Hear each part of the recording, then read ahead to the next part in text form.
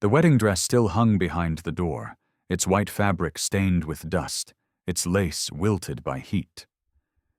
Rachel Sinclair sat on the edge of a canvas cot, staring at nothing, her fingers tangled in the hem of her apron, while her husband counted coins just beyond the flap of the tent.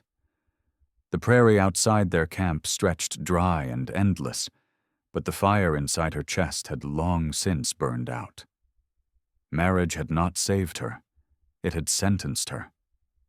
Thomas Sinclair had been charming when he wanted to be, kind when others were watching. But once they left Missouri and crossed into Cheyenne land, the mask slipped. He grew cold. He drank. He hit. And now, after months of empty promises, she'd heard him say it, heard him through the thin canvas, trading her to another man for a handful of gold and 3 bottles of whiskey. "She's obedient," Thomas had said with a shrug. "You won't have trouble from her." Rachel didn't scream, didn't run. Her silence wasn't fear. It was calculation. That night, while Thomas drank by the fire with the 2 traders who now eyed her like cattle, she slipped from the camp into the trees. She had no map, no weapon, just footsteps fueled by something deeper than desperation. She walked until the moon vanished and the wind turned cold. When she collapsed near a stream at dawn, her limbs numb and her lips cracked, she thought it might be the end. But it wasn't. When she woke, the sun burned overhead, and a man knelt beside her, Cheyenne, dressed in buckskin and quiet strength. His eyes were sharp but not cruel. He said nothing at first, just offered her water, waited for her to drink, then finally spoke. "You ran far," he said, "but not enough." "He sold me," she whispered. "My husband sold me." The man nodded once, understanding more than she said. "Then you will not go back," he replied. "Not if you choose to live." She stared at him, unsure whether he was a savior or a threat. But when he stood and reached out his hand, she took it. Not because she trusted him, but because, for the first time, someone had offered her a choice. He led her along the riverbank without a word, his movements smooth and certain, like the land itself spoke to him in rhythms she couldn't hear. Rachel stumbled often, her dress torn and feet blistered, but she never complained. The man didn't ask her name, and she didn't offer it. He called himself Nahkoa, which meant warrior in his language, though there was no arrogance in the title. Only weight. That night, they camped beneath a stand of cottonwoods where the leaves whispered secrets with every breeze. He built a fire with practiced ease and laid out strips of dried meat and a leather water pouch. When she hesitated to eat, he simply said, "Strength leaves fast. You'll need it if you want to stay free." She chewed slowly, the meat tough but rich with flavor, and watched him as he worked, a blade in hand, smoothing arrow shafts in silence. She had known many men, but never one who moved with such quiet conviction. Not her husband, who barked orders like he feared being ignored. Not her father, who filled every room with anger. Nahkoa didn't take up space. He carried it with him. "Why did you help me?" she asked. He didn't look up. "Because no one else would." "Do you always help strangers?" "Only when they don't scream at the wind." She frowned. "What does that mean?" "You didn't beg," he said. "You ran. That means your fire's still burning." Her throat tightened. She had buried so much of herself in silence that she'd forgotten what it meant to still burn. As the firelight flickered across his face, she saw no pity there.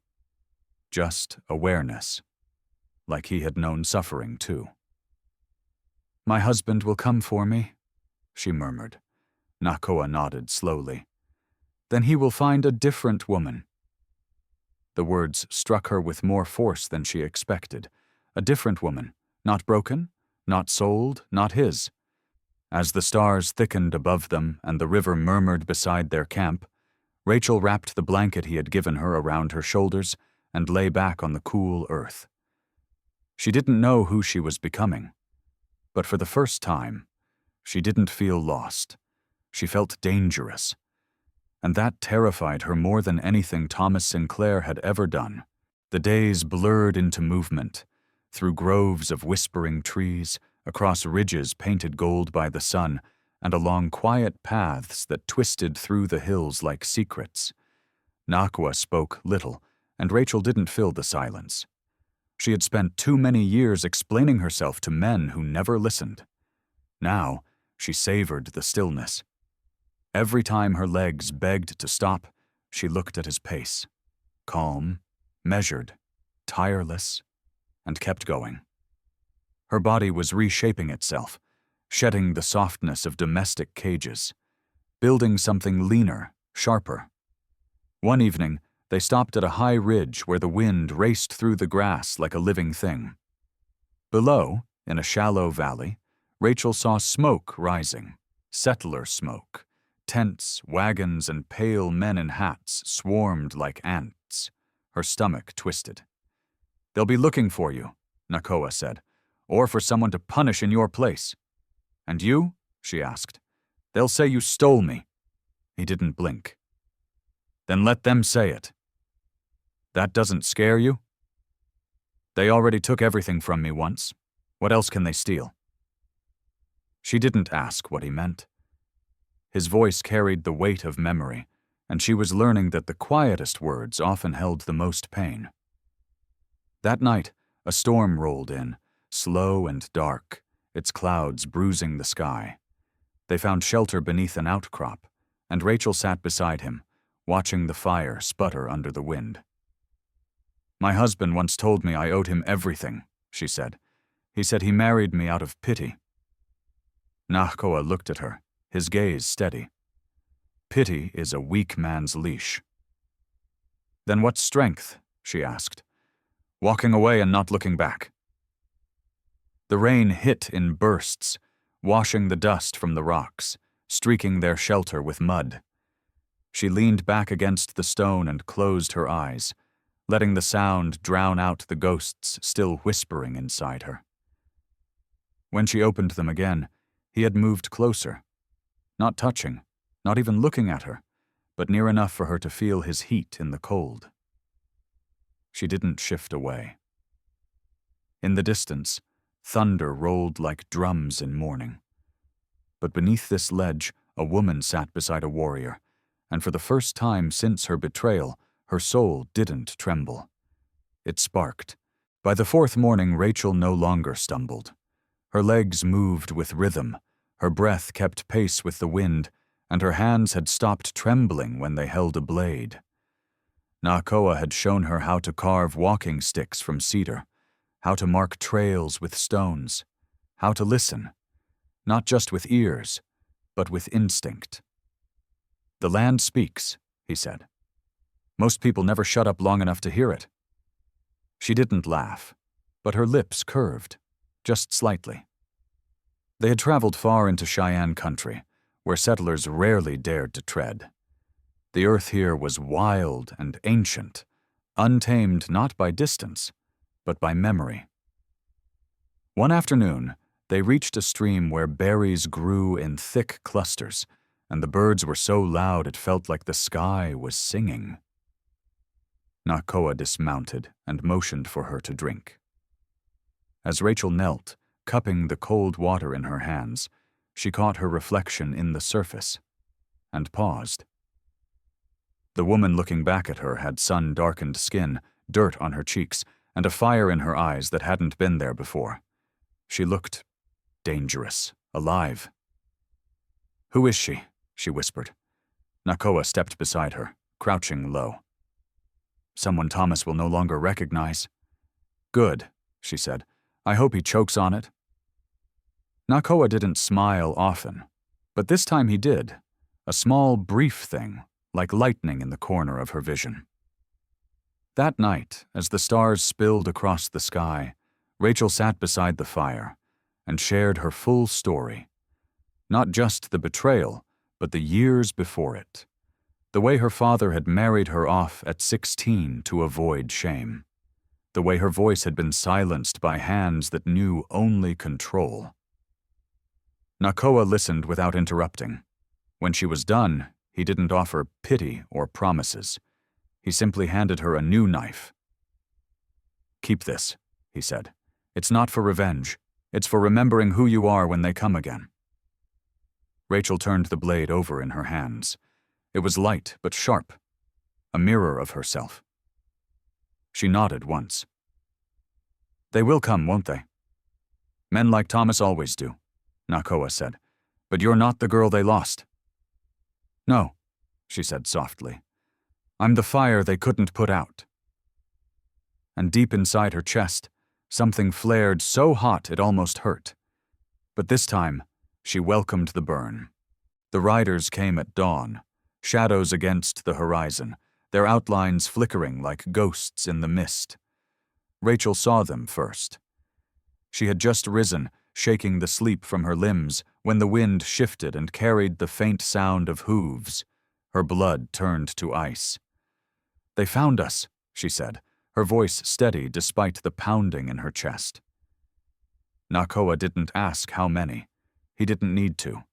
He moved with practiced speed, securing the horses, handing her the knife without a word. "If I fall," he said, "you ride east. Don't stop until the river bends twice."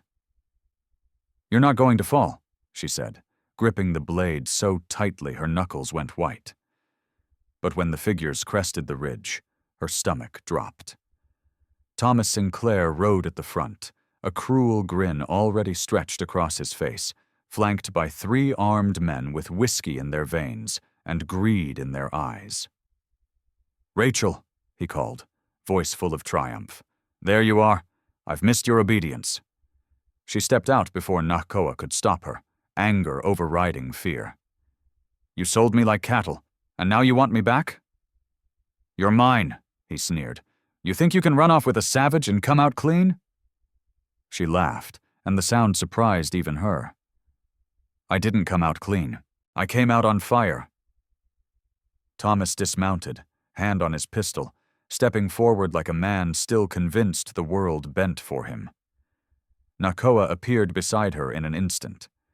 "Leave," he said to Thomas. "She chooses her path now. You don't get to speak here, Redskin." The insult cracked the air. Rachel didn't wait. She moved first. Her knife found its mark.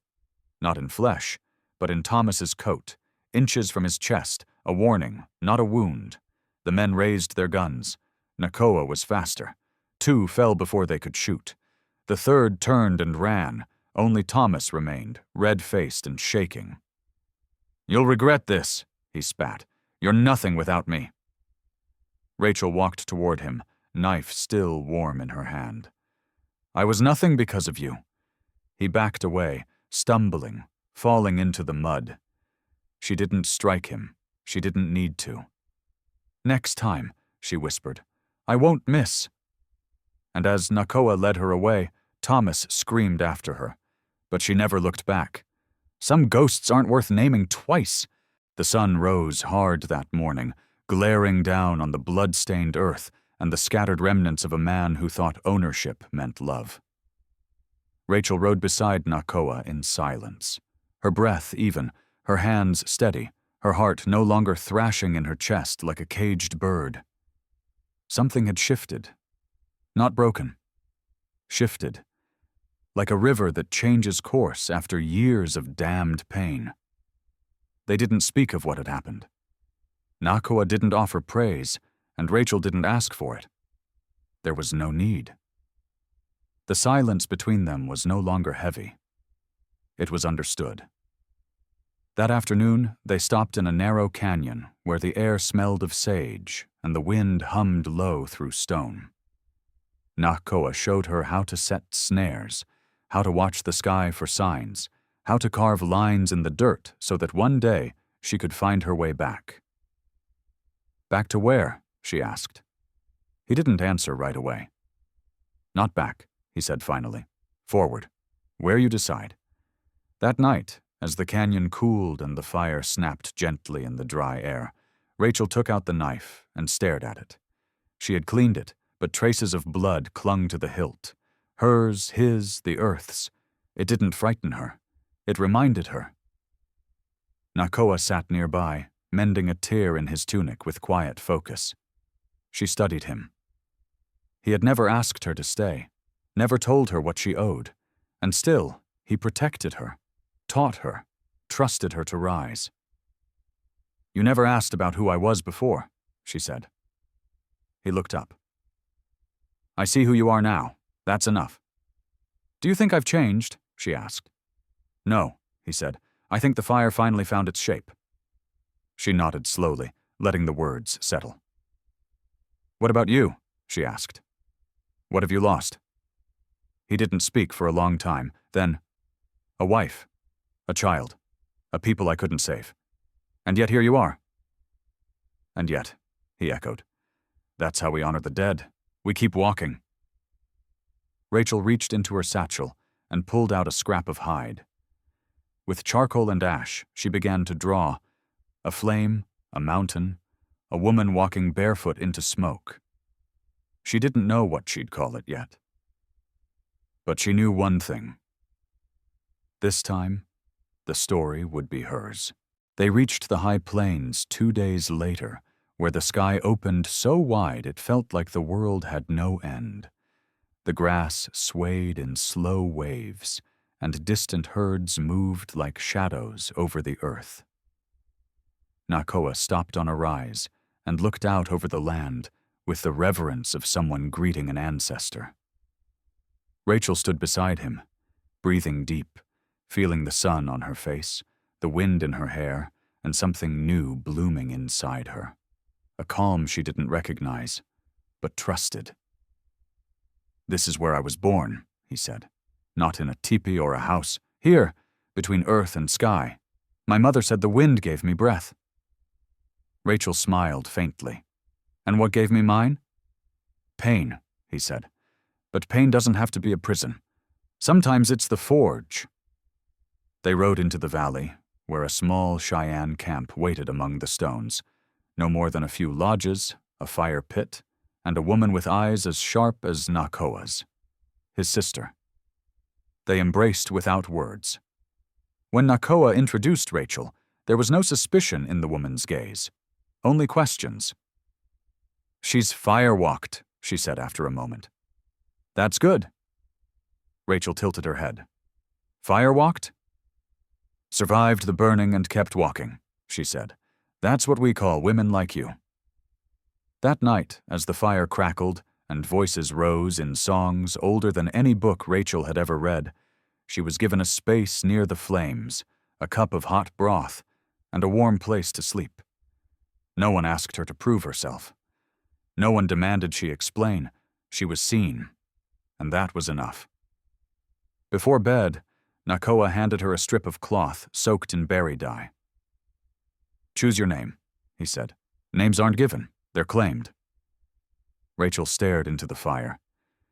The girl her husband knew had died somewhere between betrayal and rage.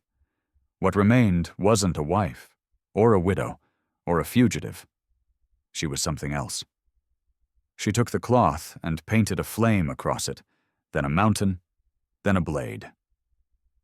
"Ahyoka," she said. "It means she brought happiness. I'm not there yet, but maybe I will be." Nahkoa nodded. "Then from now on, that's who you are." And just like that, Rachel was no more. The fire had renamed her, and she would never be owned again. It was near sunset when the past returned, not with thunder or blood, but in silence. Ahyoka, no longer Rachel, was grinding dried roots beside the fire when she noticed the horses first, distant and slow-moving across the plains. Her fingers stilled. Something in the shape of the man leading them reached through her like ice. She rose quietly and found Nahkoa sharpening arrows near the lodge. He saw her face and didn't ask questions. He simply stood, shouldered his bow, and walked toward the rise. Together they watched as Thomas Sinclair approached, alone except for one rider and a small cart dragging behind. He looked older, as if months had collapsed him from the inside out. But his eyes, they were the same. Cold. Possessive. A man who had lost a thing he thought he owned. "He came back," Ahyoka said, her voice flat. "They always do," Nahkoa replied. They didn't wait for Thomas to reach the camp. They met him halfway, Nahkoa's steps measured and sure, Ahyoka's shoulders straight as a blade. "I came to make peace," Thomas called out, palms open like a merchant selling forgiveness. "I came to bring her back." "There is no her," Ahyoka said. "She burned." "I have gold," he added quickly, gesturing to the cart, "and legal papers. This doesn't have to end badly." "It already did," she said. "You ended it when you traded my life for liquor." "You were my wife," he snapped, control cracking. "You had duties." "I had fire," she interrupted, stepping forward, "and you tried to drown it." Thomas's face darkened. "You're not the woman I married." "No," she said. "I'm the woman you created and lost." Nahkoa drew his bow, not in threat, but finality. "Go," he said, "and take your paper with you." Thomas didn't move. His hand twitched near his coat. Ahyoka's hand slipped to the knife at her belt, and for a moment the air felt like it would tear open. But then Thomas saw it, not fear in her eyes, but certainty.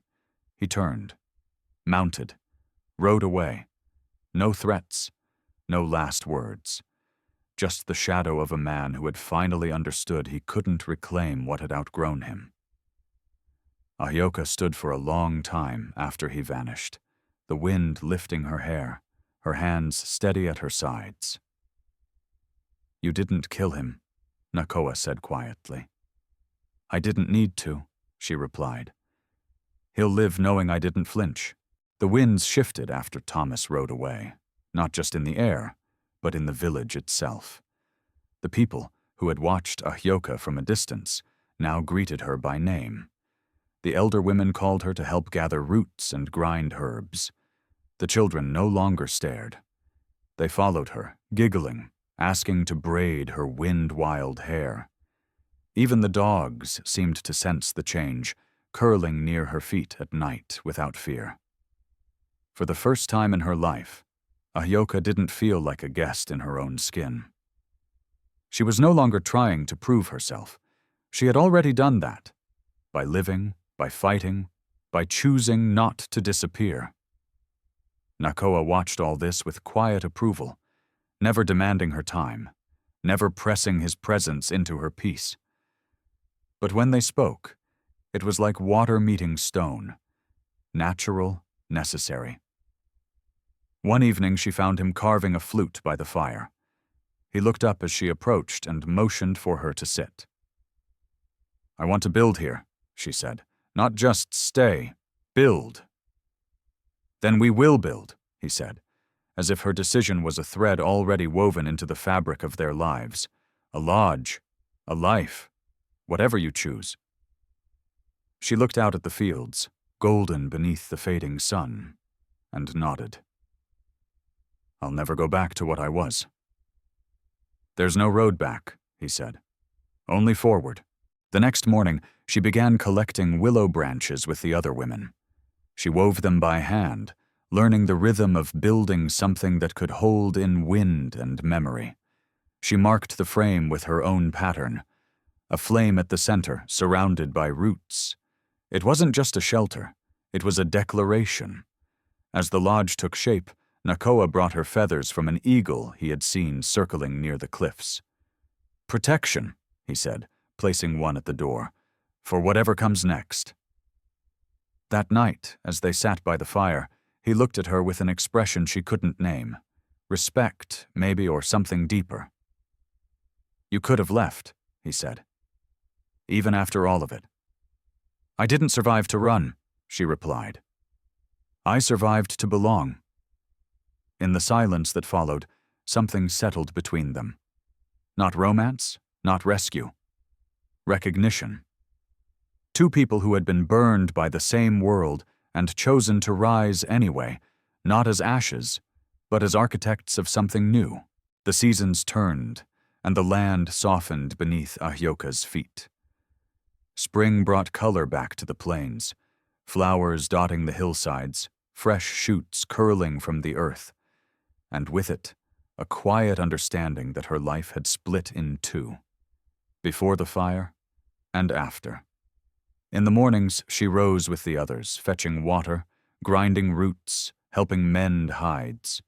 Her lodge stood near the river, marked by a carved post bearing the flame and roots she had chosen as her symbol. She had no need for locks, no chains on her door, only the certainty that no man could cross her threshold uninvited again. One afternoon, she sat with Nahkoa beneath a tall cedar, their backs against the bark, watching the sun ripple across the grass. "Do you think they'll return?" she asked. "The soldiers, the settlers?" "Maybe," he said. "But if they do, we'll be ready." "Not just with weapons," she said. "With truth." Nahkoa nodded, carving into the wood beside him with a slow, steady hand. "They fear what they can't name. A woman who survived, a people who endure, that's more dangerous to them than any arrow." She glanced at the mark he was carving, a spiral wrapped in flame. "What's that?" "Your story," he said. "It deserves to live somewhere." The fire cracked nearby, and children's laughter drifted on the wind. Ahyoka leaned her head back and closed her eyes, listening, not for danger, but for life. For the first time, the silence inside her was not empty. It was full. That night, the elders gathered the village for stories. Ahyoka was asked to speak. She stood slowly, unsure at first, then began with no grand announcement, only truth. She told them of the man who traded her, the knife she didn't throw, the name she gave herself when the world tried to erase her. No one interrupted. No one doubted. When she finished, the elder woman who had once called her Fire-walked, stepped forward, and pressed a painted feather into her hand. "You were never owned," she said. "Not by man, not by fear, only by the fire that kept you alive." And in that moment, Ahyoka understood that redemption didn't come from being saved. It came from standing unshaken in the aftermath and refusing to disappear. She was not a bride, not a widow, not a possession. She was the fire, and she would never be forgotten.